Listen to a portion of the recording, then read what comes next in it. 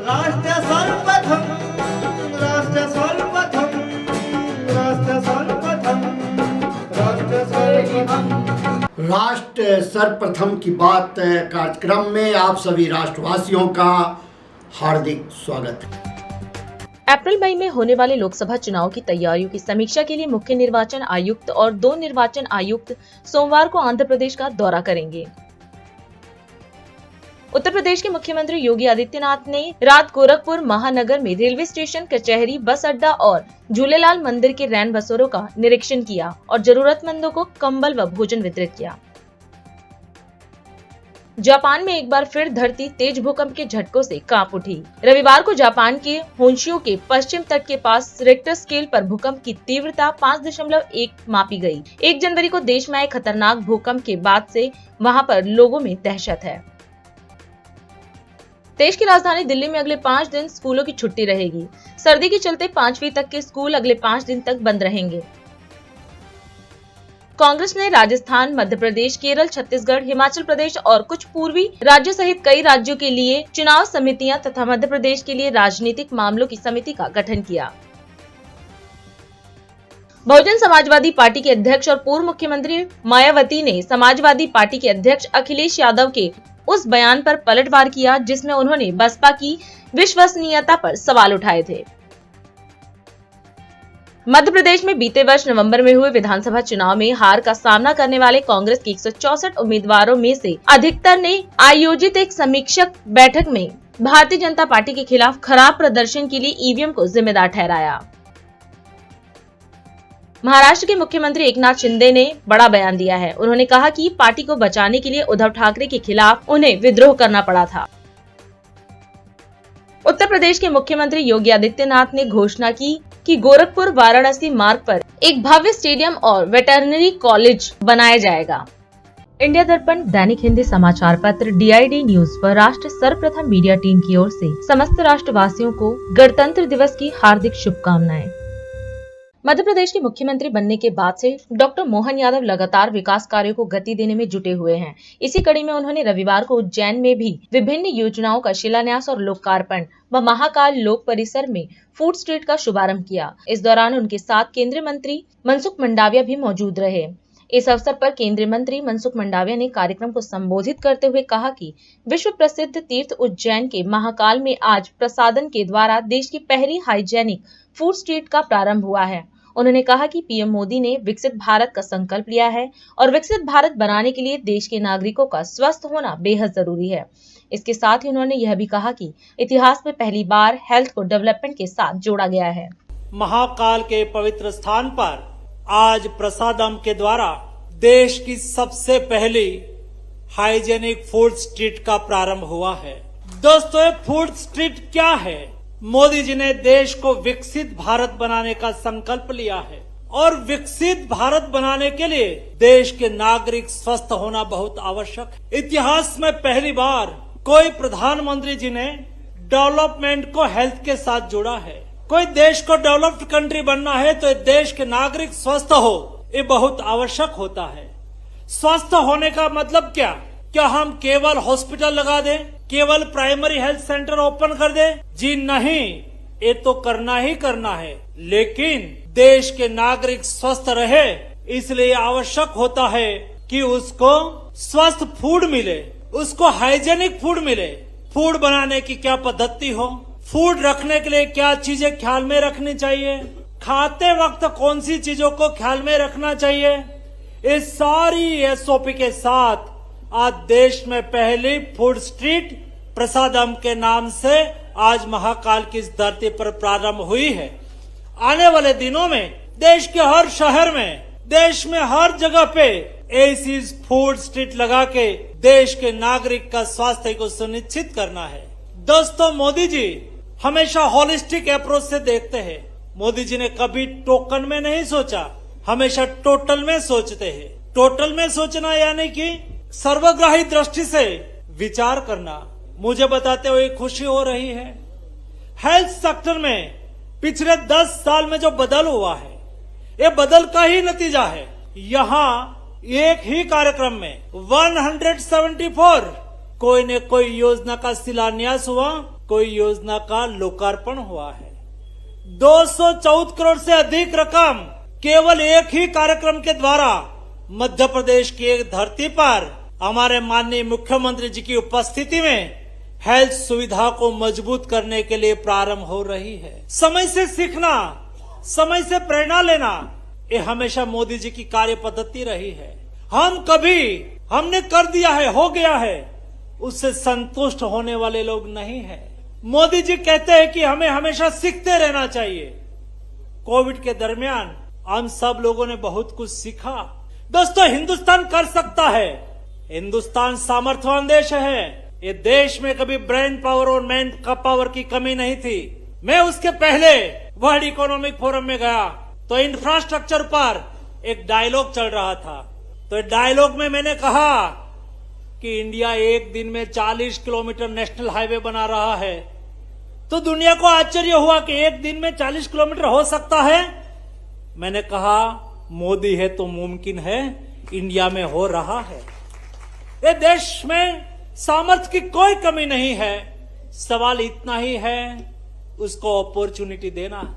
मैं मोहन जी को आश्वस्त करना चाहता हूं, आप मध्य प्रदेश के लिए हेल्थ इंफ्रास्ट्रक्चर के लिए, फार्मा सेक्टर में डेवलपमेंट के लिए, फर्टिलाइजर के सेक्टर में डेवलपमेंट के लिए आप लीड करिए।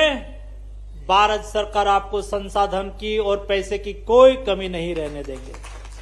नया विचार है दोस्तों, नई सोच है। नई सोच, नया विचार और महाकाल की धरती की प्रेरणा भी है। मध्य प्रदेश को आगे बढ़ाएगा, मध्य प्रदेश को बदलेगा और नरेंद्र मोदी के नेतृत्व में नए भारत के निर्माण में मेरा मध्य प्रदेश भी अपना सहयोग करते रहेगा। उसमें हर हमेश भारत सरकार की ओर से हमारा सहयोग रहेगा। आप सबको मेरी ओर से हार्दिक शुभकामनाएं। मुख्यमंत्री मनोहर लाल खट्टर ने विकसित भारत संकल्प यात्रा कार्यक्रम में प्रतिभाग किया। इस दौरान कार्यक्रम को संबोधित करते हुए सीएम खट्टर ने कहा कि लोकतंत्र में सरकार का काम है जन कल्याण और इसके कई रूप हैं। उन्होंने कहा कि केंद्र में पीएम मोदी की सरकार बनने के बाद उनके नेतृत्व में जनता की समस्याओं को दूर करने के लिए कई कदम उठाए गए।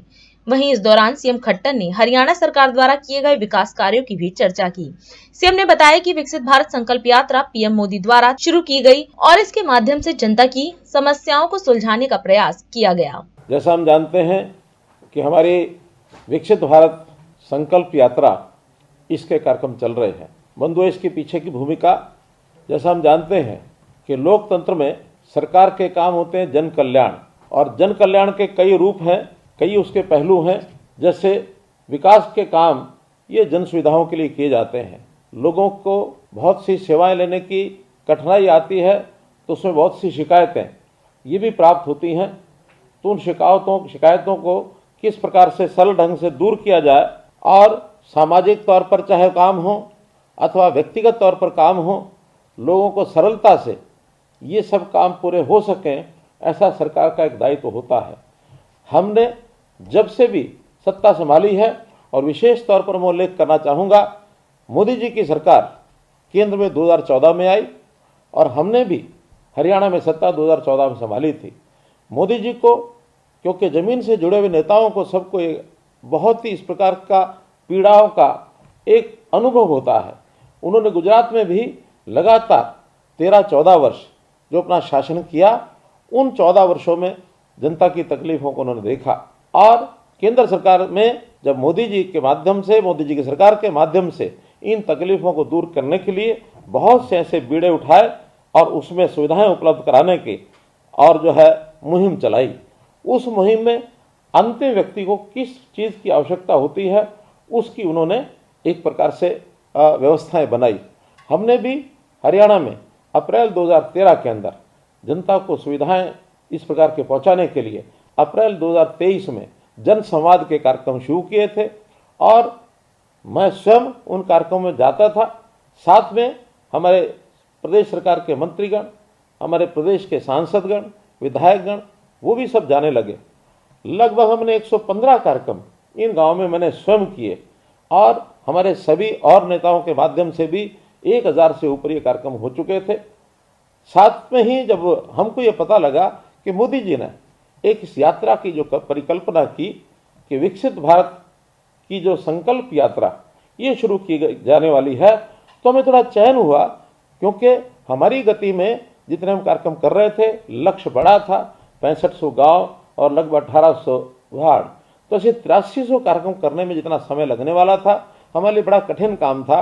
लेकिन जब ये योजना आई कि विकसित भारत संकल्प यात्रा हर गांव में जाएगी, वार्डों में जाएगी और निश्चित 2 महीने के कार्यकाल में इस काम को पूरा किया जाएगा, तो हमको एक संतोष हुआ कि हमारे सारे काम को संकल्प यात्रा के माध्यम से और ये पूरा किया जाएगा। आज मुझे खुशी है कि 30 नवंबर को ये यात्रा शुरू हुई, आज हम 7 जनवरी तक आंकड़ा लगाते हैं तो लगभग 5000 कार्यक्रम 8300 में से ये हो चुके हैं। बाकी बचे हुए 3300 जो कार्यक्रम हैं, आने वाली 25 जनवरी तक ये सब काम संपन्न हो जाएंगे, ऐसा मुझे लगता है। आज इस अवसर पर ये जो विकास यात्रा, जिसको हम कह सकते हैं कि मोदी की गारंटी वाली गाड़ी, ये जो मोदी जी की गारंटी वाली गाड़ी गांव-गांव में पहुंच रही है, हमारे बीच में आ रही है और हम सब बड़ी संख्या में वहाँ उपस्थित होकर के और इस कार्यक्रम को सफल कर रहे हैं। मैं आप सब महानुभावों का बहुत ही एक प्रकार से अभिनंदन ये करता हूँ। हमारे इन कार्यक्रमों में सब प्रकार के लोग आ रहे हैं, युवा भी आ रहे हैं, महिलाएं आ रही हैं, किसान आ रहे हैं, गरीब मजदूर, ये सब उसमें आते हैं और अपनी अपनी तरह की जो योजनाएं हैं उसका वो लाभ उठाते हैं।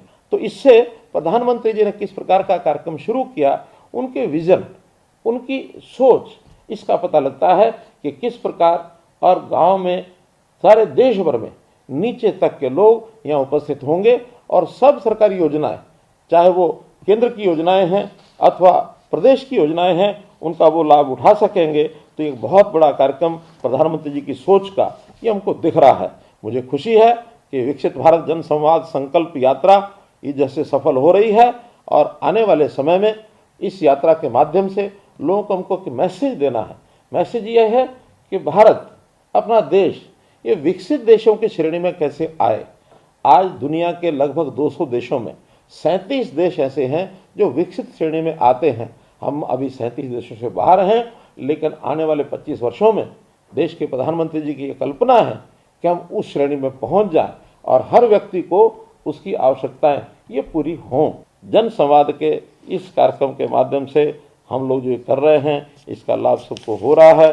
आपको बहुत बहुत धन्यवाद करते हुए मैं अपनी बात समाप्त करता हूँ। आपको बहुत बहुत आभार, बहुत बहुत धन्यवाद। विकसित भारत संकल्प यात्रा के अंतर्गत गोरखपुर में विभिन्न योजनाओं के लाभार्थियों संग संवाद कार्यक्रम का आयोजन किया गया। इस अवसर पर मुख्यमंत्री योगी आदित्यनाथ भी मौजूद रहे। इस दौरान कार्यक्रम को संबोधित करते हुए सीएम ने कहा कि विकसित भारत संकल्प यात्रा पीएम मोदी के विजन के अनुरूप बिना भेदभाव हर गरीब का कल्याण कर उसके उद्देश्यों की पूर्ति करते हुए आगे बढ़ रही है। उन्होंने कहा कि हमारा सौभाग्य है कि हम ऐसे भारत में रह रहे हैं जो नित नए प्रतिमान स्थापित करते हुए दुनिया के अंदर 140 करोड़ भारतवासियों का सिर गौरव के साथ उठाने का कार्य कर रहा है। देश का सम्मान बढ़ने से सभी नागरिकों को गौरव की अनुभूति हो रही है। देश को विकसित बनाने के लिए हमारा क्या दायित्व है, इसके लिए संकल्प भी लिया। विकसित भारत यात्रा का उद्देश्य क्या है? मेरी कहानी मेरी जुबानी के माध्यम से लाभार्थियों के मुख से उनकी सफलतम कहानी को भी सुना। जो लोग अब लाभान्वित हो गए हैं उनके सर्टिफिकेट यहाँ पर वितरण का कार्यक्रम भी संपन्न हुआ। अपने आप में एक अभिनव प्रयास, माननीय प्रधानमंत्री जी के विजन के अनुरूप बिना भेदभाव के हर गरीब का कल्याण करना, उस उद्देश्य की पूर्ति करते हुए आगे बढ़ रही है। आज इस विकसित भारत संकल्प यात्रा में मैं आप सबका अभिनंदन करता हूँ, आप सबका स्वागत करता हूँ। ये हम सबका सौभाग्य है कि हम ऐसे भारत में आज रह रहे हैं जो नित नए प्रतिमान स्थापित करते हुए दुनिया के अंदर हम 140 करोड़ भारतवासियों का सिर गौरव के साथ ऊंचा उठाने का कार्य कर रहा है। आज दुनिया के अंदर भारत का सम्मान बढ़ा है। आज देश के अंदर दुनिया का सबसे अच्छा जो इंफ्रास्ट्रक्चर हो सकता है वो हम सबको हाईवे के रूप में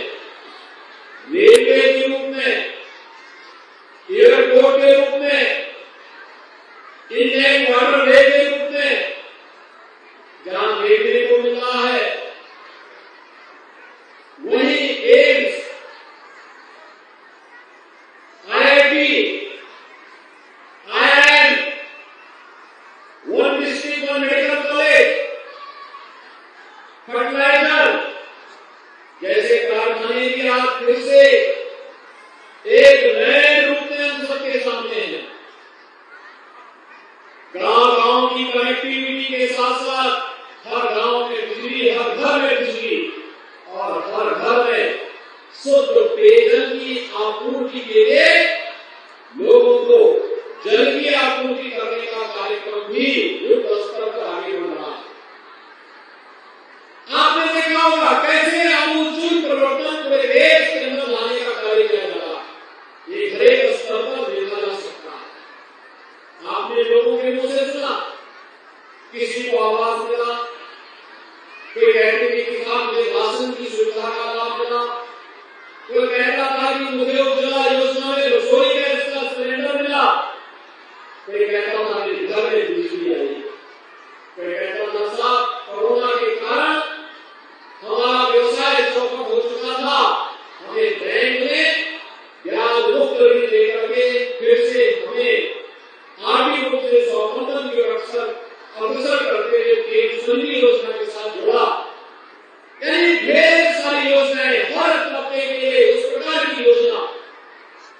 ये नया भारत है और नए भारत के नए उत्तर प्रदेश में हर नागरिक योजनाओं से लाभान्वित होगा। इन योजनाओं को लेकर के इसका प्रचार प्रसार करने के लिए 15 नवंबर को प्रधानमंत्री जी ने विकसित भारत संकल्प यात्रा प्रारंभ की थी और विकसित भारत संकल्प यात्रा आज अपने उद्देश्यों की पूर्ति करते हुए गांव-गांव जाकर के जिन्हें योजना का लाभ मिला वे योजना के बारे में बोलेंगे, जिन्हें नहीं मिला उनका रजिस्ट्रेशन होगा, जो प्रदर्शन कर रहे उसमें उनका लाभ लिया जाएगा, जो फिर भी रुक जाएंगे उनका लाभ पहुंच करके रहेगा। और यही मोदी गारंटी है। मोदी जी यही गारंटी देने के लिए विकसित भारत संकल्प यात्रा को आगे बढ़ाया है। और जिसे नहीं मिला है वे अपना रजिस्ट्रेशन करवाएं, आने वाले समय में पात्रता के हिसाब से उन्हें भी योजना का लाभ प्राप्त होकर के रहेगा। और इसी बात को लेकर के मोदी गारंटी में गाँव-गाँव वार्ड-वार्ड जाकर के लोगों को लाभान्वित करने का कार्य कर रही है, जागरूक करने का कार्य कर रही है। और इसी उद्देश्य से आप हम सभी आपके बीच यहाँ पर उपस्थित हुए हैं। मैं इस अवसर पर विकसित भारत संकल्प यात्रा में आप सबका अभिनंदन करता हूँ। आपको पिछली मेला मकर संक्रांति की हृदय से बधाई देता हूँ। और 22 जनवरी को अयोध्या में भगवान श्री राम विराजमान होंगे। अयोध्या आपने अयोध्या का विद्वानों देखा होगा ना, ऐसे ही 22 जनवरी की शाम को हर मंदिर में हर घर में दीपोत्सव का आयोजन होना चाहिए। इस संकल्प के साथ आप सबको मैं बधाई देता हूँ, शुभकामनाएं देता हूँ। अभी समय है एक ब्रेक का, हम चलते हैं ब्रेक पर, आप कहीं जाए नहीं, छोटा सा break. Powered by Kamal Buildtech Private Limited, fulfilling promises. With our professional team and experience of delivering projects, in past we guarantee you peace of mind and top quality work in an affordable price. India दर्पण दैनिक हिंदी समाचार पत्र DID news व राष्ट्र सर्वप्रथम media team की ओर से समस्त राष्ट्रवासियों को नव वर्ष की हार्दिक शुभकामनाएं। मदर इंडिया पत्रिका की ओर से समस्त राष्ट्रवासियों को गणतंत्र दिवस की हार्दिक शुभकामनाएं। राष्ट्र सर्वप्रथम की बात कार्यक्रम में ब्रेक के बाद एक बार फिर आप सभी राष्ट्रवासियों का स्वागत। दिल्ली के मुख्यमंत्री अरविंद केजरीवाल गुजरात दौरे पर हैं। इसी कड़ी में चैतर वसावा की गिरफ्तारी पर अरविंद केजरीवाल ने गुजरात के नेत्रंग में जनसभा को संबोधित किया। इस अवसर पर पंजाब के मुख्यमंत्री भगवंत मान भी मौजूद रहे। इस दौरान उन्होंने कहा कि वह चैतर वसावा से जेल में मिलने जाएंगे। उन्होंने कहा कि ये दुख की बात है कि चैतर वसावा की पत्नी शकुंतला बेन को भी गिरफ्तार किया गया है। सीएम ने आगे कहा कि चैतर वसावा आदिवासी समाज का उभरता हुआ युवा नेता है। वहीं उन्होंने आने वाले 2024 के लोकसभा चुनाव में वसावा को टिकट देने का भी ऐलान किया। दोस्तों, मैं दिल्ली से आया हूं। मेरे साथ पंजाब के मुख्यमंत्री भगवंत मान साहब आए हैं। हम अपना सारा कामकाज छोड़ के आज आप लोगों से मिलने आए हैं और कल हम जेल में चैतर वसावा से मिलने के लिए जाएंगे।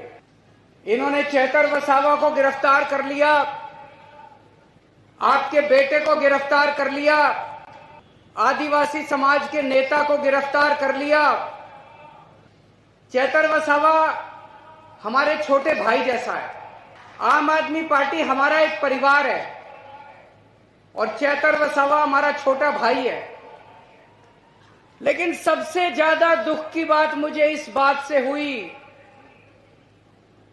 कि चेतर वसावा की धर्मपत्नी को भी इन्होंने गिरफ्तार कर लिया, शकुंतला बेन को भी इन्होंने गिरफ्तार कर लिया। शकुंतला बेन चेतर वसावा की धर्मपत्नी है, लेकिन वो हमारे समाज की बहू है। चेतर वसावा आदिवासी समाज का एक उभरता हुआ युवा नेता है। बीजेपी पूरे आदिवासी समाज को संदेश देना चाहती है कि अगर चेतर वसावा आगे बढ़ गया तो ये आदिवासियों के हक की बात करने लगेगा, आदिवासियों को हक दिलाना चालू करेगा। मैं आपसे पूछना चाहता हूं, 30 साल से बीजेपी का राज है गुजरात में। आज यहां इतने आदिवासी गांव से लोग आए हुए हैं, हजारों लाखों लोग आए हुए हैं। 30 साल में बीजेपी ने आपके गांव में कुछ किया? कोई सड़क बनवाई, कोई स्कूल बनवाया, कोई अस्पताल बनवाया, किसी को नौकरी दी? और 30 साल वोट दे दो बीजेपी को, कुछ नहीं करने वाली। चेतर वसावा का क्या कसूर है? क्यों उसको जेल में डाला इन्होंने?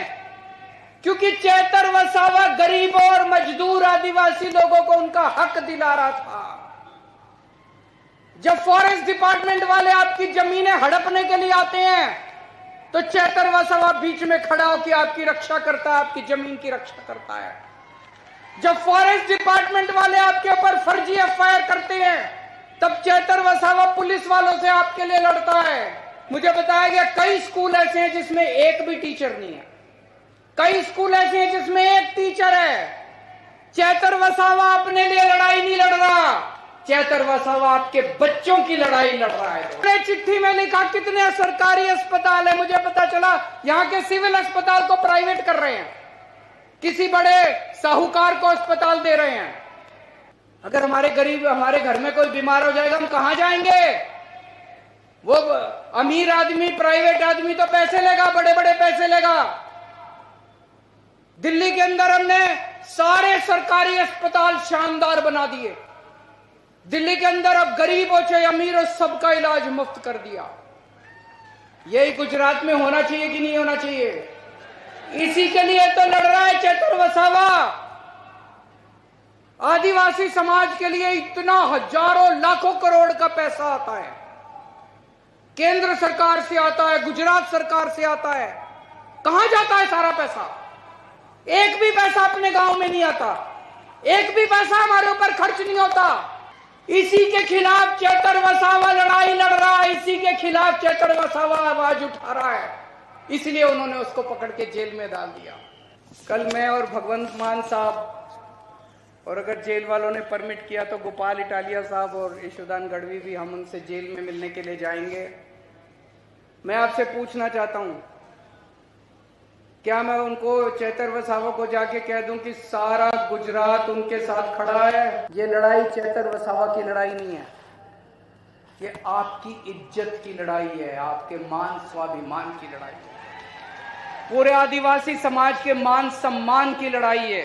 दोस्तों, आज मैं ऐलान करना चाहता हूं, आम आदमी पार्टी की तरफ से आने वाले लोकसभा चुनाव में भरूच सीट से चेतर वसावा लोकसभा का चुनाव लड़ेंगे।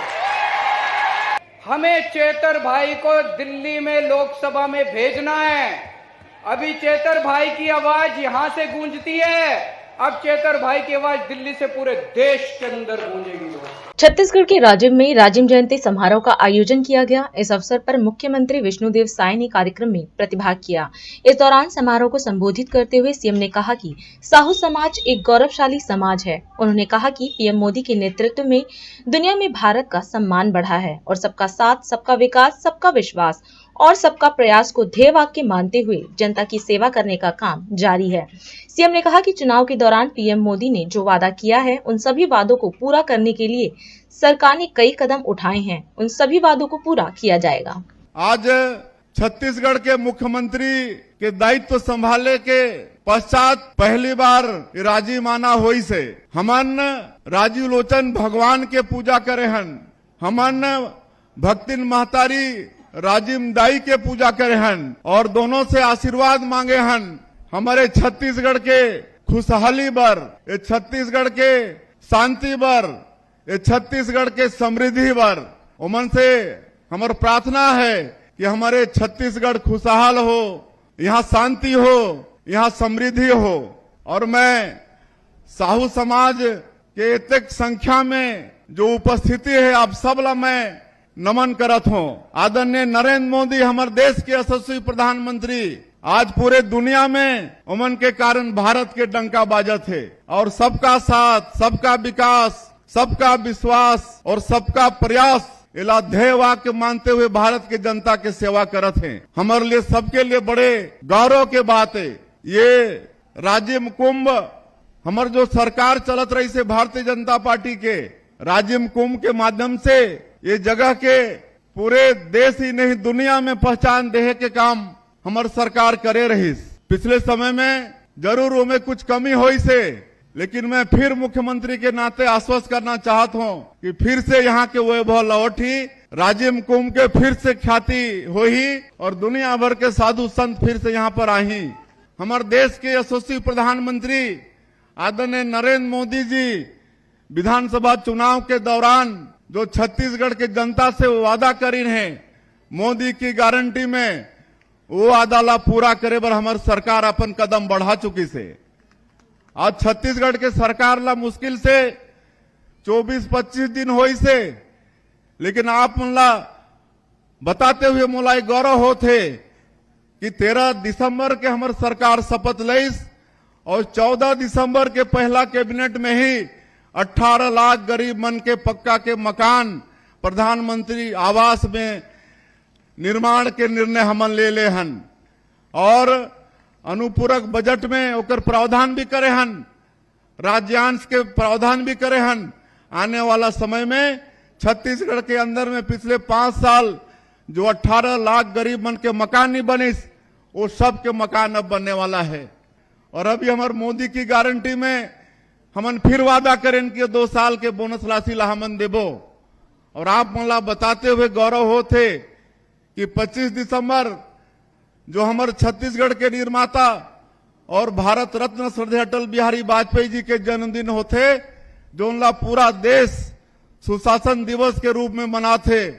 वो दिन एक साथ पूरे छत्तीसगढ़ के अंदर कार्यक्रम करके 12 लाख से ज्यादा किसान मन के खाता में 3700 करोड़ रुपया से ज्यादा सेकंड के अंदर में, कुछ सेकंड के अंदर में उनके खाता में ट्रांसफर कर दे हैं। आज 25 दिन के अंदर में ही जो पिछले सरकार में हमारे छत्तीसगढ़ के पढ़े लिखे हमारे बेटा बेटी मन के भविष्य के साथ खिलवाड़ हो रही से पीएससी के परीक्षा में, आज वो परीक्षा में जो गड़बड़ी हो इस पीएससी में ओकर जांच बार हमन वाला सीबीआई ला सौंपत हन। तो ये सब हमन काम करत हन। प्रति एकड़ 21 क्विंटल धान खरीदे के आदेश होगी से और वो खरीदी होत भी है और 3100 रुपया प्रति क्विंटल धान दे के हमार वादा है।